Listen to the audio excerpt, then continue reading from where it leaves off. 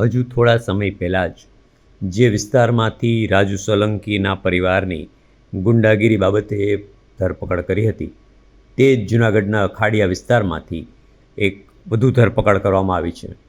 આ વખતે કિસ્સો જરા અલગ છે.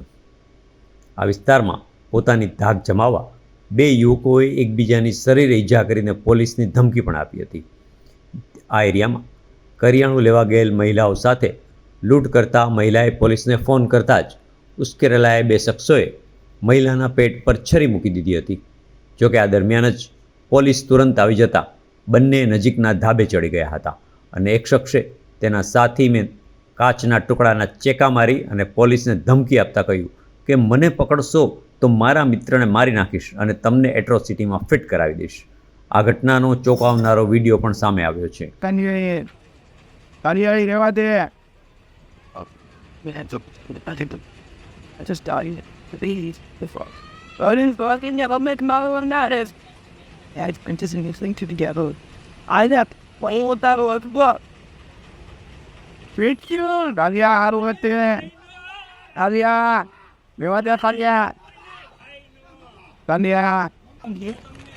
ક્યારે બોલ્યો તને ક્યારે બોલ્યો આજે તું પ્રેમથી તને કીધું ઉપર આવી જતા આજે રોવાનો અત્યાર સુધી ક્યારે આવ્યા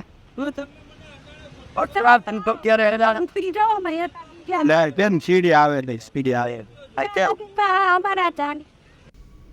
એ ડિવિઝન પોલીસે આ બંને યુવકોને પકડી સારવાર માટે જૂનાગઢ સિવિલ હોસ્પિટલ ખસેડ્યા હતા અને ત્યારબાદ કાલિયા અને તેના મિત્ર જયેશ વગેરા વિરુદ્ધ એ ડિવિઝન પોલીસ સ્ટેશનમાં હત્યાની કોશિશ તેમજ જાહેરમાં અશ્લીલ મારી નાખવાની ધમકી સહિતની વિવિધ કલમો હેઠળ ગુનો દાખલ કર્યો છે. હાલ તો પોલીસે આ બંને આરોપીઓની ધરપકડ કરી વધુ તપાસ હાથ ધરી છે. આ બાબતે ડીવાયએસપી હિતેશ ધાધલિયાએ વિગતો આપી હતી. એ ડિવિઝન પોલીસ સ્ટેશનના ખાડિયા વિસ્તારમાં જાગૃતિબેન જાદવ અને અન્ય સહાયક દયાબેન કરિયાણાની ખરીદી કરવા ગયેલા હોય તેવા સમયે આરોપી સંદીપ ઉર્ફે કાલિયો સોલંકી તથા જયેશ વગેરા આ બંને આરોપીઓ ત્યાં હાજર હોય અને જે ફરિયાદી છે તેના પેટ પર ચપ્પુ રાખી અને તેને જાનથી મારી નાખવાની ધમકી આપી તેની પાસે રહેલા 1150 રૂપિયાની લૂંટ કરેલી. ત્યારબાદ આ બાબતે તેના ઘરે પણ આવેલો અને માથાકૂટ કરતો હોય તેવા સમયે જે અન્ય સહાયક ધાનીબેને પોલીસને ફોન કરતા ઉશ્કેરાઈ જાય અને આ ધાનીબેનને ગળા પછી દબાવવાનો પ્રયત્ન કરેલો અને જાનથી મારી નાખવાના ઈરાદે તેમનું ગળું દબાવેલું. ત્યારબાદ પોલીસ આવી જતાં પોલીસને પણ ખોટા એટ્રોસિટીના કેસમાં ફિટ કરવાની ધમકી આપેલી અને આ આરોપીઓ છે આરોપી નંબર 1 સંદીપ ઉર્ફે કાલિયો જે ગુનાહિત ઇતિહાસ ધરાવે છે તેને આરોપી નંબર 2 જયેશ વગેરા અને પોતાની જાત પર કાચથી હુમલો કરેલો અને ઈજાઓ પહોંચાડેલી અને ત્યારબાદ પોલીસ પર ખોટા એલિગેશન પણ શરૂ કરેલા.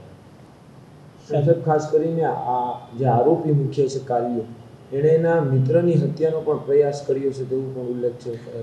આ સંદીપ ઉર્ફે કાલિયાએ જે સહાયક ધનીબેન છે તેમને પણ જાનથી મારી નાખવાની ઈરાદે તેનું ગળું દબાવેલું.